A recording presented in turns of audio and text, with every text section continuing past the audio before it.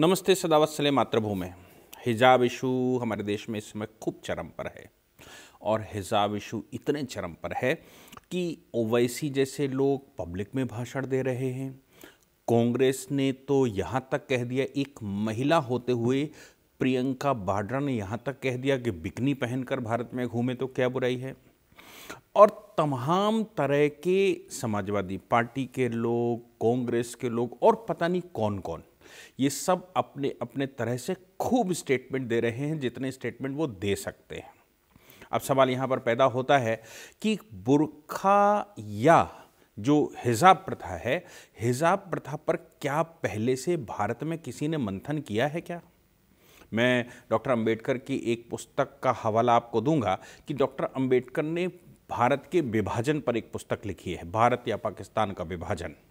और उस पुस्तक में मुसलमानों की मानसिक प्रवृत्ति, 4 निकाह पर बात की, उन्होंने तलाक पर बात की, उन्होंने मुसलमानों के यहाँ महिलाओं की बदतर स्थिति की बात की और ख़ास तौर से उन्होंने बुर्का के वैज्ञानिक कारण बताए, बुर्का के वैज्ञानिक आधार बताए और बुर्का के कारण होने वाली बीमारियां या समस्याएं बताई। डॉक्टर अंबेडकर का तो खूब चित्र लगाकर ओवैसी घूमते हैं और कहते भी हैं भीम और मीम मिलेंगे और उनका मुख्य टारगेट भी भारत में तथाकथित दलित ही रहते हैं। तो फिर क्या हम लोग उनके विषय में विश्लेषण करें? खासतौर से ये विषय अभी क्यों आया? आखिर स्कूलों में बुर्का पहले से मना किया जाता रहा है, स्कूलों में यूनिफॉर्म चलती रही है। मैं अपने जानने वालों में बताता हूं कि मेरी बहन बताती थी कि जो लड़कियां उसके साथ गर्ल्स कॉलेज में, स्कूल में जाती थीं, वो घर से आती थी बुर्का पहनकर और स्कूल में जैसे एंट्री होती थी तो वहाँ एक रिटायरिंग रूम होता था, वहाँ वो अपना बुर्का उतार कर अपने बैग में रख लेती थी और पूरे दिन स्कूल में रहती थी और रहने के बाद वो फिर वापस जब जाती थी तो फिर पहनती, तो फिर चली जाती थी। फिर आखिर ये बुर्का व्यवस्था अभी क्यों क्रिटिसाइज हो रही है, अभी क्यों समस्या है? दरअसल उत्तर प्रदेश में चुनाव चल रहे हैं और इस चुनाव के दौरान कुछ डेटा ये कहते हैं कि मुस्लिम महिलाएं, खास तौर से उत्तर प्रदेश की वो गरीब मुस्लिम महिलाएं बीजेपी के पक्ष में वोट करने वाली हैं। उसके 2-3 कारण हैं।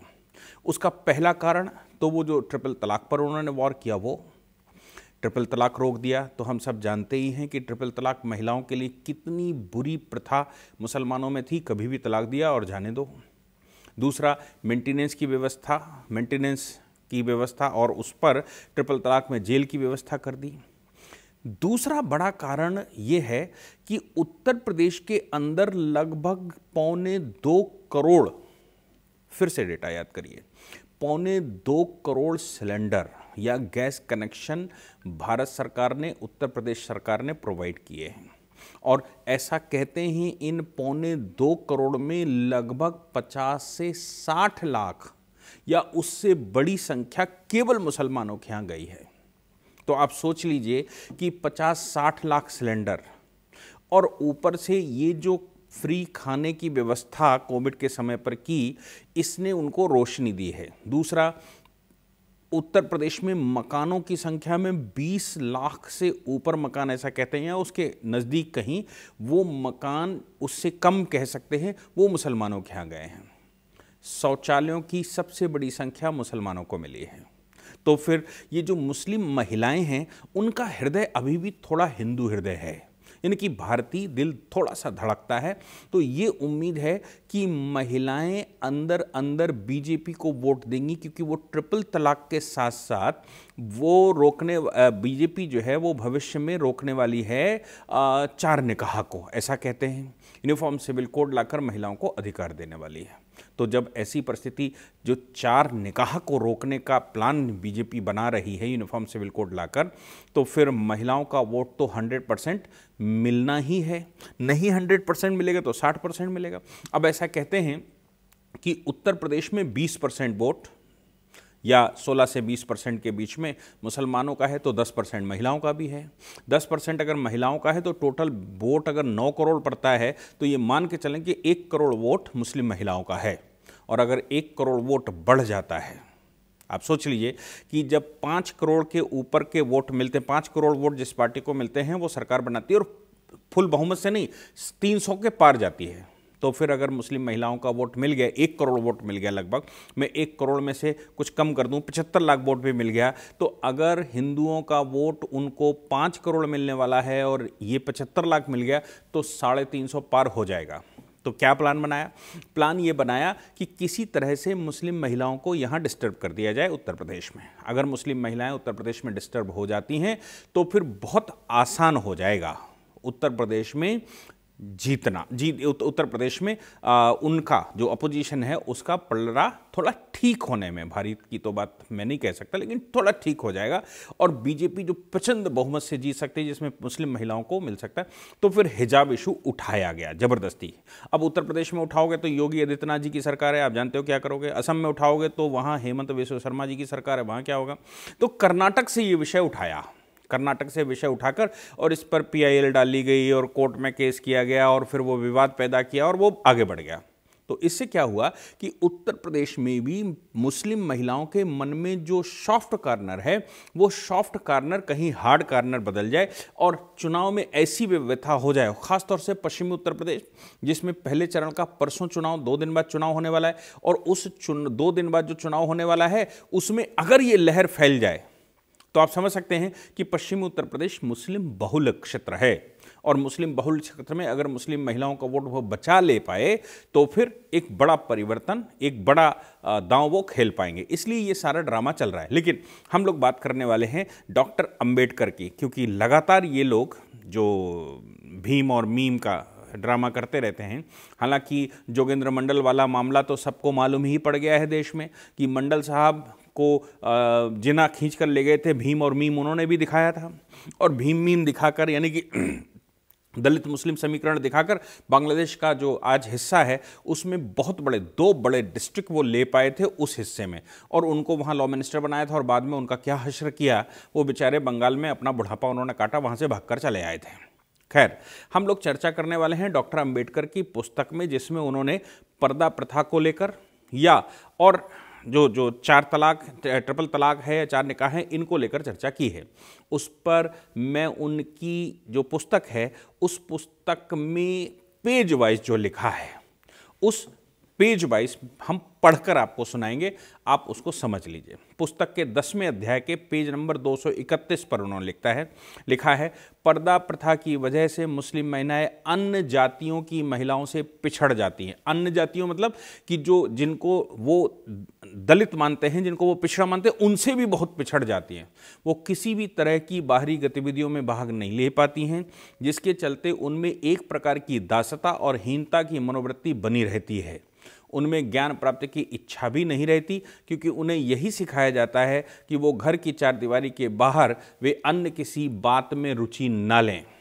पर्दे वाली महिलाएं प्रायः डरपोक, निस्सहाय, शर्मीली और जीवन में किसी प्रकार का संघर्ष करने के अयोग्य हो जाती हैं। भारत में पर्दा करने वाली महिलाओं की विशाल संख्या को देखते हुए कोई भी आसानी से ये समझ सकता है कि पर्दे की समस्या कितनी व्यापक और गंभीर है।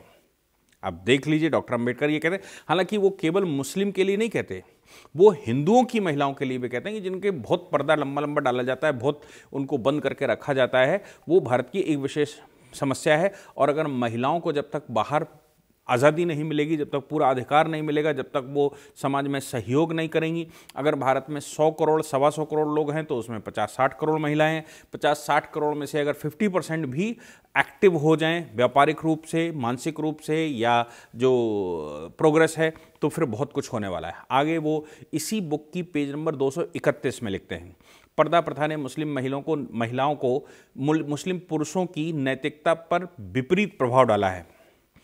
पर्दा प्रथा के कारण कोई मुस्लिम अपने घर परिवार से बाहर की महिलाओं से कोई परिचय नहीं कर पाता, घर की महिलाओं से भी उसका संपर्क यदा कदा बातचीत तक ही सीमित रहता है। बच्चों और वृद्धों के अलावा पुरुष अन्य महिलाओं से हिल मिल नहीं सकता, अपने अंतरंग साथी से भी नहीं मिल पाता। महिलाओं से पुरुषों की ये पृथकता निश्चित रूप से पुरुष के नैतिक बल पर प्रकृति प्रभाव डालती, विकृत प्रभाव डालती है। ये कहने के लिए किसी मनोवैज्ञानिक विश्लेषण की आवश्यकता नहीं है कि ऐसी सामाजिक प्रणाली से जो पुरुषों और महिलाओं के बीच के संपर्क को काट दे, उससे यौनाचार के प्रति ऐसी अस्वस्थ प्रवृत्ति का सृजन होता है जो अप्राकृतिक और अन्य गंदी आदतों और साधनों को अपनाने के लिए प्रेरित रहता है। हो सकता है ये बात कुछ लोगों को बुरी लगे, लेकिन बाबा साहब ने अपनी पुस्तक में ये लिखा है। आगे बाबा साहब 232 पेज पर लिखते हैं, ऐसा नहीं है कि पर्दा और ऐसी अन्य बुराइयां देश के कुछ भागों में हिंदुओं के कुछ वर्गों में प्रचलित नहीं है, परंतु अंतर केवल यही है कि मुसलमानों में पर्दा प्रथा, बहुत इंपॉर्टेंट बात डॉक्टर साहब ने कही कि मुसलमानों में पर्दा प्रथा को एक धार्मिक आधार पर मान्यता दी गई है, लेकिन हिंदुओं में ऐसा नहीं है। हिंदुओं की तुलना में मुसलमानों में पर्दा प्रथा की जड़ें गहरी हैं। मुसलमानों में पर्दा प्रथा एक वास्तविक समस्या है, जबकि हिंदुओं में ऐसा नहीं है। मुसलमानों ने इसे समाप्त करने का कभी प्रयास नहीं किया, जब इसके बहुत सारे साक्ष्य हैं, जबकि हिंदू पर्दा प्रथा को या जो कुरीतियां हैं उन कुरीतियों को समाप्त करने के लिए लगातार काम करते हैं और संघर्ष भी करते हैं। इस पर बड़े आंदोलन भी होते हैं, जिसको सहर्ष हिंदू समाज स्वीकार भी करता है और आगे बढ़ता है। पेज नंबर 233 पर वो लिखते हैं, मुसलमानों ने समाज में मौजूद बुराइयों के खिलाफ कभी कोई आंदोलन नहीं किया।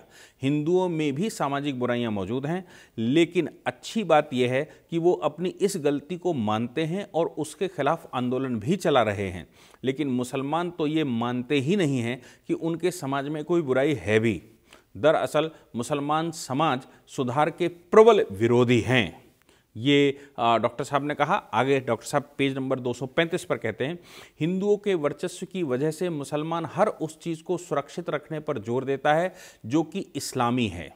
वो ये जांचने परखने की हिम्मत भी नहीं करता कि ये मुस्लिम समाज के लिए लाभप्रद है या हानिकारक है। भारतीय मुसलमान ये महसूस करता है कि दमन और राजनीतिक दबाव उसे दलित बना देगा। देखिए क्या कहते हैं, भारतीय मुसलमान ये महसूस करता है कि दमन और राजनीतिक दबाव उसे दलित बना देगा।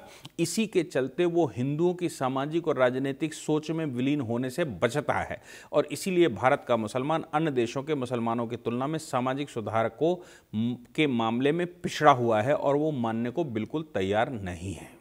आप सोच सकते हैं कि क्या डॉक्टर साहब के मन में चल रहा होगा। और 75 साल हो गए, डॉक्टर साहब की बात आज चरितार्थ नज़र आ रही है जो डॉक्टर अंबेडकर ने उस समय कही होगी। मैं समझता हूँ कि ये जो पूरा का पूरा डॉक्टर साहब का विश्लेषण है, ये विश्लेषण मुसलमानों को ज़रूर सुनना चाहिए, ज़रूर समझना चाहिए, क्योंकि महिलाओं को भारत में जिस प्रकार से ट्रीट किया जाता है, खासतौर से मुस्लिम महिलाओं को जिस प्रकार से ट्रीट किया जाता है, वो एक बड़ी भारी समस्या है। हालांकि बात ये भी है कि मुस्लिम बच्चियां आजकल पढ़ने के लिए आगे आ रही हैं, महानगरों में खासतौर से आ रही हैं, लेकिन अभी भी पारिवारिक दबाव ये है कि बुर्का पहनकर ही जाओगी, पारिवारिक दबाव ये है कि हिजाब ढककर ही जाओगी, पारिवारिक दबाव ये है कि पूरे शरीर में एड़ी से लेकर चोटी तक बिल्कुल बंधा हुआ शरीर होना चाहिए और खुला बिल्कुल नहीं होना चाहिए, यहाँ तक कि आँखें भी ढकी हुई होनी चाहिए। लेकिन जब ये बच्चियाँ गर्ल्स स्कूल में जाती हैं, लड़कियों के ही स्कूल में जाती हैं, तो फिर वहाँ पर ऐसा क्यों है? अब देखिए, पर्दा प्रथा की बात मैं बताता हूँ। मुस्लिम्स में जो पर्दा प्रथा शुरू हुई वो अपने ही परिवार से बचने के लिए शुरू हुई। अपने ही परिवार से बचने का मतलब ये है कि जो आक्रांता वर्ग अपने ही यहाँ आंदोलन करता था, युद्ध करता था, एक दूसरे के कबीलों पर हमला करता था और ख़ास तौर से महिलाओं को वो वस्तु समझता था, वस्तु समझकर उसको उठा लाता था। तो ये हुआ कि जो कबीलों पर हमला करने आ रहे हैं उनसे बचने के लिए कम से कम महिलाओं को ढक कर रखे, अपनी बच्चियों को ढक कर रखे, अपनी पत्नियों को ढक कर रखे, ताकि जो आक्रांता जिसमें लूट डालने आए उसमें उनकी नज़र उन पर ना पड़े। एक बात तो ये है। दूसरी बात, परिवार के अंदर, चूंकि निकाह में दूध का रिश्ता छोड़कर, दूध का रिश्ता मतलब एक ही मां के जने दो बच्चों को छोड़कर किसी से भी संबंध हो सकता है, किसी के यहां विवाह हो सकता है, कोई भाई नहीं है और सभी भाई हैं। अब देखो, सभी भाई का मतलब यह है कि जो लड़की का पति है वो भी दूल्हे भाई है, दूल्हा भाई, यानी कि भाई उसको भी भाई कहते हैं, सभी घर के लोग दूल्हा भाई कहते हैं। अब अपनी बहन की शादी दूल्हा भाई से कर दी, तो आप समझ सकते हैं कि जब मामू का लड़का और फूफी की लड़की के साथ बैठेगा या फूफी के घर जाएगा, तो फूफी उस लड़के की आवभगत करने से पहले अपनी बच्ची को ढक कर रखे, या फूफी का लड़का मामू के घर जाएगा, यानी कि अपने ही मामा के घर जाएगा, तो मामा उसको बुलाए और उसका अच्छा जलपान की व्यवस्था करे, उसकी जगह पर वो उसको ढक कर रखेगी, सबसे पहले अपनी बच्चियों को बचाएगी, क्योंकि पता नहीं क्या हो जाए। अच्छा, दूसरा, सेक्सुअल रिलेशन बनाने के बाद निकाह 100% हो जाता है। तो फिर ये बहुत सारी खामियां, अब जैसे प्रॉफिट मोहम्मद की अपनी बेटी का निकाह प्रॉफिट मोहम्मद के चचाजाद भाई से हो गया, तो आप समझ सकते हैं कि चाचा और भतीजी का विवाह हो सकता है। तो जब चाचा भतीजी का विवाह हो सकता है, या अबू बकर की अपनी बेटी, जो प्रॉफिट मोहम्मद के बहुत अच्छे मित्र थे, अबू बकर की बेटी, छोटी नाबालिग 6 साल की बेटी का विवाह हो सकता है। तो आप ये अंदाज़ा लगा सकते हैं कि विवाह के मामले में ढक कर रखना कितना आवश्यक होगा, इसलिए पूरा ऊपर से नीचे तक ढक दिया। भारत में कभी पर्दा व्यवस्था थी नहीं, क्योंकि हम इक्वलिटी पर जीते थे, लेकिन मुस्लिम आक्रांताओं के हमलों के बाद हमने अपनी महिलाओं को ढकना शुरू कर दिया, क्योंकि प्रयोग वही था कि वो आएंगे और हमला करेंगे, हमला करके लूटेंगे, लूटने के बाद अगर उनको जो स्त्रियां बच्चियां अच्छी दिखाई पड़ जाएंगी या दिखाई पड़ जाएंगी तो उनको उठाकर चले जाएंगे। तो हमने अपने यहाँ पर्दा व्यवस्था शुरू कर दी थी, और ये पर्दा व्यवस्था भारत में बहुत पुरानी नहीं है। ये पर्दा व्यवस्था भारत में केवल 800 वर्ष, 700 वर्ष या 1000 वर्ष पुरानी है, जब मुस्लिम आक्रांताओं ने भारत पर हमला करना शुरू किया। लेकिन धीरे धीरे भारत के हिंदू समाज उस पर्दा व्यवस्था से अपने आप को दूर करता चला गया, और अब पर्दा नाम मात्र का रह गया है। बहुत एक्सट्रीम देहात में पर्दा कहीं हो तो हो, वैसे अब पर्दा नहीं देखता है, अब आंखों का पर्दा ज़्यादा इंपॉर्टेंट होता है। तो फिर ऐसी परिस्थिति में हिंदू समाज, डॉक्टर अम्बेडकर भी कह रहे हैं कि हिंदू समाज गलतियों को गलती मानता है और उसमें सुधार करने का लगातार प्रयास करता है, लेकिन मुस्लिम समाज की एक खास बात है कि वो गलती को गलती मानता ही नहीं है, तो वो सुधार कैसे करेगा? और जब वो सुधार करने का प्रयास ही नहीं करेगा, मानसिक रूप से वो पीड़ित हो जाता है, मानसिक रूप से वो कुंठित हो जाता है, मानसिक रूप से वो चारों ओर से दब जाता है, तो फिर वो कैसे उसमें सुधार करे? ये एक बड़ी समस्या उनके सामने आती है। इसलिए डॉक्टर अंबेडकर, जो ये लोग कहते हैं कि डॉक्टर अंबेडकर को फॉलो करिए, तो मुझे लगता है डॉक्टर अंबेडकर को अगर फॉलो करें तो उनकी बताए हुए रास्ते पर, उनके द्वारा की गई बातों को, उनके द्वारा जो भी कहा जा रहा है, वो सब कुछ हिंदू समाज व मुस्लिम समाज को सोचना चाहिए, महिलाओं को भी सोचना चाहिए। उनके पंख खुलने दीजिए, उनको बाहर आने दीजिए, उनको राजनीति करने दीजिए, उनको अपने मन से पढ़ाई करने दीजिए, नौकरियां करने दीजिए। हालांकि कुछ महानगरों में ये होना शुरू हो गया है, लेकिन फिर भी ये बहुत बड़ी समस्या है जिसको दूर करना अति आवश्यक है। और सरकार अपने कदम उठाकर कम से कम स्कूलों में तो बुर्का रुकवा दे। कम से कम जो हिंदू समाज है, हिंदू समाज तो बड़े सभ्यता से रहता है, और हिंदू समाज में मुस्लिम लड़कियां विवाह भी बहुत ज़्यादा करना इसलिए चाहती हैं क्योंकि हिंदू समाज में भाई बहन का रिश्ता है, आंखों का रिश्ता है, रिश्तेदारों का रिश्ता है। यहाँ तक कि 5 पीढ़ी भाई के घर में और 5 पीढ़ी पिता के घर में और 3 पीढ़ी कम से कम माता के घर में तो भाई बहन होते ही हैं। यहाँ तक कि इंस्टीट्यूशंस मतलब जो गुरु भाई बहन हैं, अगर एक ही गोत्र के हैं, एक ही गुरु के वंशज हैं, एक ही गुरु के यहाँ शिक्षा लेते आए हैं, तो उन परिवारों में भी आपस में विवाह नहीं हो सकता। वो गुरु भाई बहन कहलाते हैं, सपिंडी कहलाते हैं, और या फिर वो गुरु भाई बहन कहलाते हैं। इसका वैज्ञानिक आधार भी है। साइंस ये कहती है कि एक सिंड्रोमिक प्रॉब्लम शरीर में आ जाती है अगर 7 पीढ़ी तक भाई बहनों में विवाह हो गया अपने ही घर में, तो फिर उनमें उनके होने वाली संतानों में सिंड्रोमिक प्रॉब्लम आ जाती है। यही हाल उसकी ननिहाल का भी है कि वहाँ 5 पीढ़ियों तक प्रोहिबिट किया गया है शास्त्रों में। क्यों? क्योंकि सिंड्रोमिक प्रॉब्लम आ जाती है। और सिंड्रोमिक प्रॉब्लम क्या होती है? मैंने एक विश्लेषण पीछे किया था कि पाकिस्तान विश्व का सबसे बड़ा विकृत यानी कि पागलों का देश बन चुका है, और पागलों का देश पाकिस्तान बन चुका है ये विश्व विज्ञान कहता है। उसका मुख्य कारण मुझे लगता है ये है कि उनके जो विवाह केवल दूध का रिश्ता छोड़कर सब में हो जाते हैं, जिसकी वजह से सिंड्रोमिक प्रॉब्लम आ जाती है। हम सब ये जानते भी हैं कि जिस खेत में फसल हुई होती है उस खेत की उस फसल का बीज उसी खेत में नहीं डाला जाता, दूसरे खेत में डाला जाता है।